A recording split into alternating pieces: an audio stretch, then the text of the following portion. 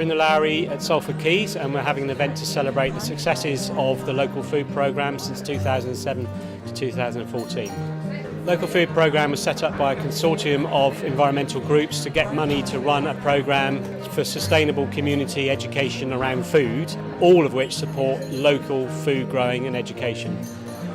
The Master Gardener programme had pilot funding from the Big Lottery Fund's Local Food Scheme to start volunteer networks in Norfolk, London and Warwickshire. And what they do is go out and about and help people grow food. And what's rather interesting is now that it's continuing on a business footing, we are earning commissions from public health, from commercial firms to run volunteer networks of Master Gardeners.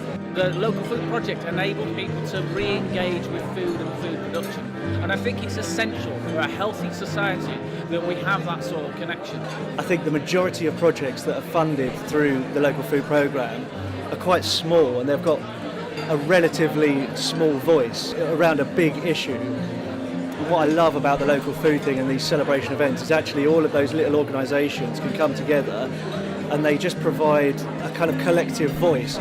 So it's up to a lot of people now who have been exposed to this with new skills, new connections and so on, to redefine what the present situation is compared to what it was before the scheme and say to ourselves, where do we go now? Not only within food growing, but within a vision for society of how we want to live. Today, what we've heard at the local food event is the power of people to make change happen. It is fundamentally about our driving philosophy of people power change, but today what we've heard is that if you actually create the spirit, hope and ambition and conditions for local people to engage, you can actually transform lives locally and individually, and that's a true testament to people power change.